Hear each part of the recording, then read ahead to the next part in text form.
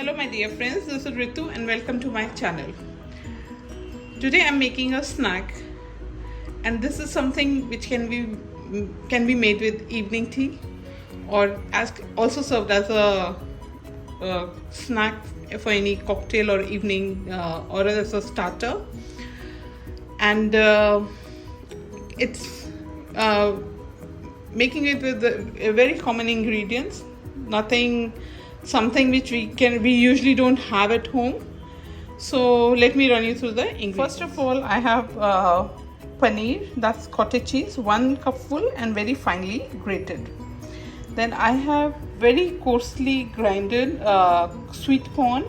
This is fresh corn which I have boiled and then I've crushed it in the, in fact not, I will say pulsed it in the chutney jar. Okay, then I have around 1 potato boiled, and here I have some bread which I've soaked in water, and then I've made a mush of it and I'm going to use it as the binding agent. Because all the other ingredients are dry, so I'm using a bit of little wet binding agent so that there is moisture in the recipe. Then I have some coriander leaves, a chili which I'll be de-seeding and using. It's up to you how you like the heat level. So heat should be always according to your own preference. Then I have some ginger over here, around 3/4 of a tablespoon, and then salt to taste, and I have white pepper. So let's start with the first step. I have all the ingredients in the mixing bowl. To this I add this is a stale bread which I'm using.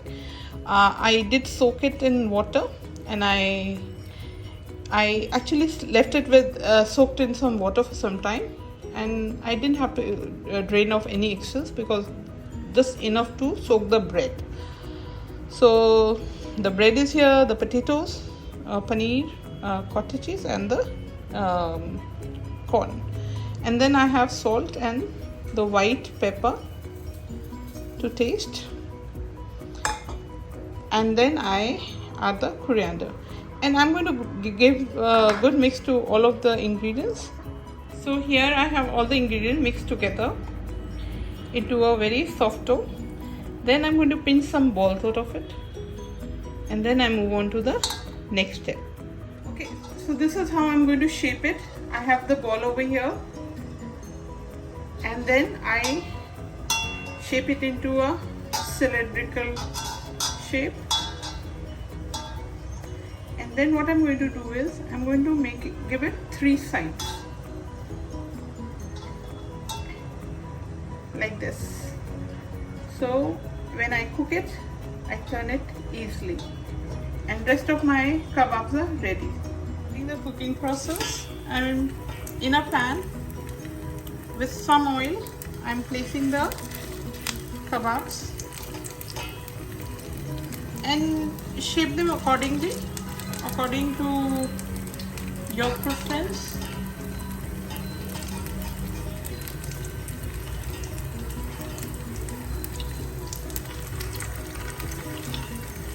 I'm not deep frying because I generally don't really relish deep fried snacks, and I try to adopt those recipes in my house where I don't have to deep fry the snacks I'm cooking. So this on a medium heat, it all cooks. So this is going to be the first flip, and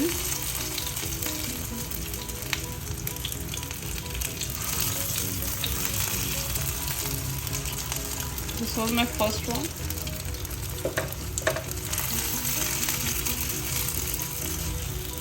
Just take it to the edge and let it turn.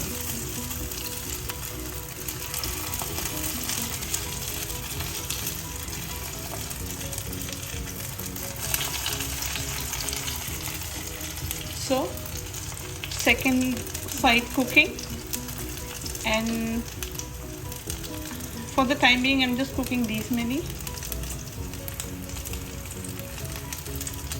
Otherwise I could have added a few more on the sides. Flip them again, and this is the third side cooking, and that's how easy this snack is. To shallow fry, this is a good shape. Otherwise you can have a round shape also. And I always think it's easier to cook this shape in a for shallow frying, actually, basically in a pan. Deep frying any shape is very easy. They just go in deep into the oil. But here, the edges, see, just look at all the edges have cooked.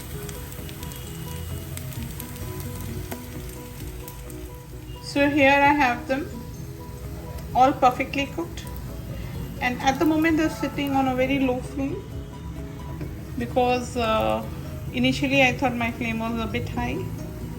So just control the flame and it's ready to be served. I hope you enjoyed this recipe as much as I did making it. Like, I always love cooking and coming up with something from the ingredients I had at home today.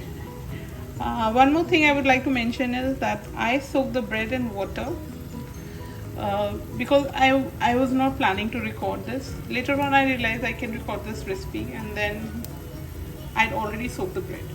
But I would suggest that soak the bread in milk, little milk and little malai, and just put enough to let it sit in it, not drown in the milk or the malai.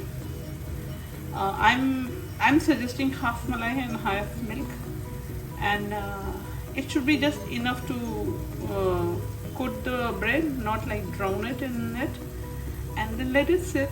It becomes soft eventually, and then you can mash it up with your hands, and then you can proceed with the recipe. I hope you, again I say it, I hope you enjoyed this recipe. Bye for now and take care.